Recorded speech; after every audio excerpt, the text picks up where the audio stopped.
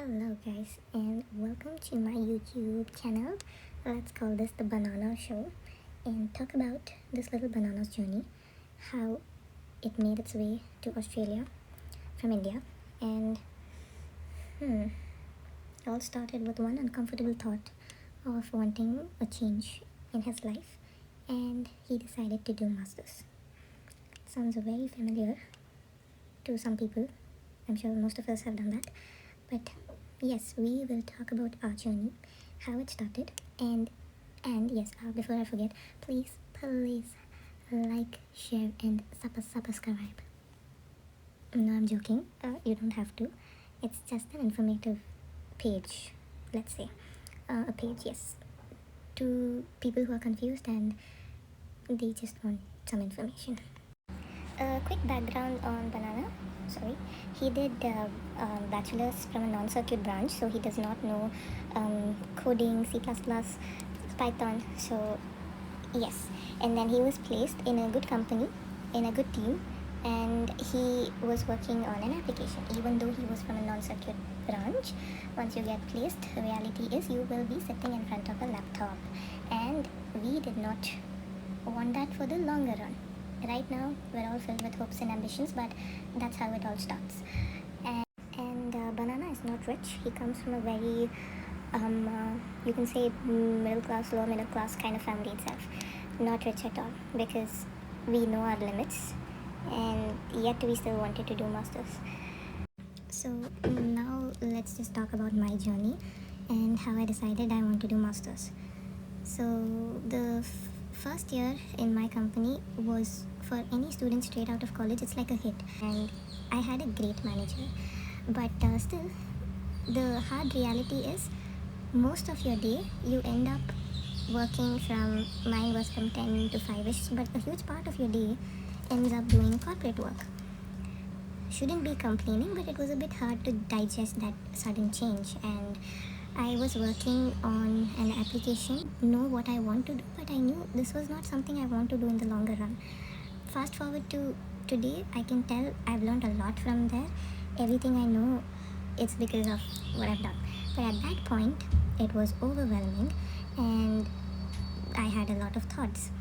And I had discussions with my manager saying maybe I don't see myself doing this, and tried for an internal switch, but I was not that proactive in, like, I didn't have that visibility, or also because I didn't know what I wanted to do. They didn't know where to even put me. So internal switch did not work for me. While I was taking my time to figure out what I want to do, I was confused between whether I should go towards the management side or not, because when I thought about management, it was managers, and I saw the managers around me. They had even more hectic schedules. They were in back-to-back calls. Work-life balance, hello, it was not there. And yeah, that was not something I wanted to see myself doing. But I also wanted to have exposure where I build up on my communication, where I see how a project is decided. When do you decide, okay, this goes out as a project? This, all of that initial stage, where is that discussion happening, where the business decides that they need a new process, the business decides that, okay, this is something that has to change, and then it comes as a project to us. I wanted to see the initial part. Honestly, I'm still not sure, but you just do it, right? So there was a lot of time spent on YouTube, seeing what's out there, what you should do, and what's the next step. Since internal jump didn't work out, external jump is something I never even thought. A close friend of mine kept telling me, try for an external job, you will get, but I was just very adamant, saying that all my experience is application based, and suddenly you want me to go give an interview to be on the management side. Who even takes applications like that? Which might be true. The reality is, to go towards the management side, you need a lot of experience and confidence on the technical side, I think. I'm also not sure. I kind of felt that maybe it won't work out. It will be a lot of waste of time and efforts. So I never tried, so I really can't speak on that side. So not sure about external switching, but if work is the only thing you want to change, do give it a try. Since I didn't try an external jump, I thought let's just see if masters, if there's any scope for masters. And mind you, I'm saying it very casually right now, but more than a year went into thinking what, just to get to this point. Okay, I'll do masters just to get, yes, I'll do masters just to decide on that. It took more than a year. So yes, it's not easy. The difficult part is deciding, is to know what you want to do. So slowly I was exploring a lot of YouTube videos on what scope is there. For me, initially, I was a bit confused about the subject as well. I don't have a lot of options since I'm from a non-circuit background. My options were more towards supply chain operations, more because when I was working, I was in the supply chain team, and I liked that part. So one thing is that helped me figure out where I want to go. Since I was in the supply chain department, whatever was happening was interesting in my eyes. It's in demand, and it's something I want to pursue further. And my options for subjects were somewhere in these lines. It wasn't coding related, and in the non-circuit side, obviously not research, PhD and all of that. So it wasn't electronics related. It had to be mechanical, not core mechanical, because I've not done that. It had to be somewhere in the manufacturing side. So that's how I decided, okay, like I have few subjects I have to choose from. Which do I do? Which one do I choose? So because I wanted to go towards the management side, I didn't want to do masters in supply chain. I didn't want to do masters in industrial production. I didn't want to do masters in operations. They're very specific. So I wanted to play it a bit safe. Let me have more options. One of my friends long back had told me that her dad did masters in engineering management, and I didn't know much about it back then, but that subject was quite, that master's degree was, for some reason it caught my eye, and I looked more into engineering management. And nowadays it's like a trend. Kids who want to go towards, I'm saying kids, like, yeah, so people who want to do go towards management side, a lot of people are getting into MEM. And even in my company, seniors who I knew, they did go to pursue masters in engineering management itself. And they were all people who were they spoke well, they could do well on the management side. So that was something I wanted to learn. And it's like a mini MBA is too expensive. If you do MBA in India, it has to be from the top 2 colleges. The fees of MBA is as good as doing masters, almost, little at least. But yeah, that's how I decided on the subject. I wanted to have more options. In case I want to go towards the technical side, I can go there. In case I want to go towards the management side, I can go there as well. So after doing masters, the main point is to find a job, and this one had more options.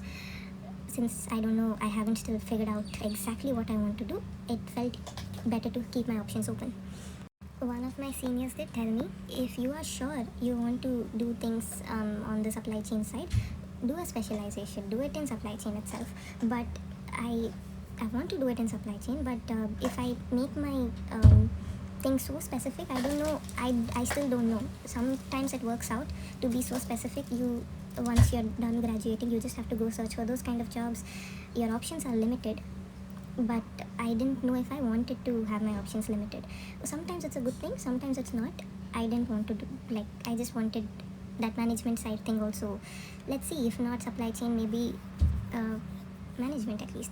But yeah, that's how I decided on the subject, and whether to do masters in India or abroad. Corporate in India is the same everywhere. You become the manager or CEO, it's the same. After 9 to 5 also, they'll give you one call and they'll be like, hello sir, there's one P1 that just happened, let's war room call, let's go. So yeah, the masters in India was, I didn't see what's the word, ROI. I didn't see, first of all, didn't see any value coming out. It's so windy, oh my god. Also, one thing that I noticed, when we were sitting for placements, there were master's kids as well, and my college was a good one. So that just gave me a thought that if I'm going to do masters, I'm going to spend for an extra degree, give my time, 2 years is not less, and then end up sitting for placements with the bachelor's kids. It didn't make any sense. So that is, I mean, if I don't know how it was in your college, but in my college it was like that. And after investing so much to get the same package, also placement is very unpredictable. So yeah, so I just knew I don't want to do masters in India. Why not MBA in India? For MBA, I know that I need to have so much years of experience, and then doing an MBA makes sense. First few years only, if I go saying that I want to go towards the management side, like basically you need to know so much. You should be technically so sound that you can go towards MBA. This is what I thought. This is my personal opinion. And when did I see people in my company doing MBA? Yeah, there were people with 10 to 15 years of experience. Once they've reached that level and they have nowhere else to get promoted, they move towards the business side. That's when they do MBA. And when they're good at a good level, managers, they do an MBA. But that's what I saw. That's what I saw in my company. So for me, with 2.5 years of experience, I'll go do MBA. I felt like I'll be the youngest person in the class. I felt, but I know that there are people doing MBA as well. And when via Australia, it was very simple. US was too expensive. This is all before the all that visa thing was happening. At that time only I decided off. US was so scary. And when I heard about lottery system, my luck, dude, like, what do I even say? Do I want to spend so much money and then say lucky draw? No. I'm a very bad example for luck. Okay, very very bad luck. But yeah, I didn't want that. So US was out of it, being expensive and being so it's not secure. It's so many changes happening. Anything happens in the world, the first country to react is always the US. I didn't want to be there. Didn't feel like my future would be secure. And Europe, see, my reason is very simple. I need sunlight like this. It is 7 o'clock in the night, but it's bright as day. But yeah, I kind of needed light like this, or else if it's gloomy, I get a little depressed. Very bad reason, but for this I didn't choose Europe. This was my reason. But for other people, Europe depends on your course. It can be a good option. It is also friendly when it comes to tuition fees. But I wouldn't say UK, London, not that side. Other side of Europe, Sweden, Germany maybe, that side. What's that country from? I can't remember, but that side basically. Those, depending on your course, you can do that if you don't want to take out a huge loan. Yeah. So the only other big chunk of land, no, there was Southeast. Let's talk about that. So Southeast Asia, do I want to go to China? No. Do I want to go to Japan? Yes, I would too. I love watching animes, but why not Japan? Because I cannot learn the language. I have been watching K-dramas and animes from so long, yet all I can say is arigato, and that's it. So do you think I'll just learn the language? Not me. So I knew, I mean, South Korea I really want to, but they have so high beauty standards. I think I'll be the most ugliest person there. So technically for the language, I did not choose.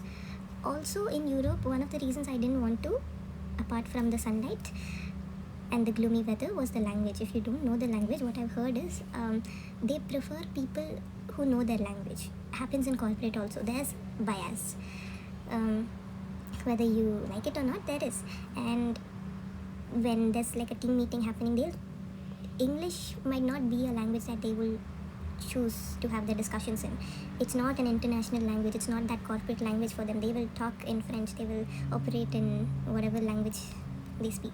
So sometimes while hiring, if there is someone, if you're more skilled but there's someone who speaks their language, they get the preference. So that happens. Same reason for Europe and Southeast Asia.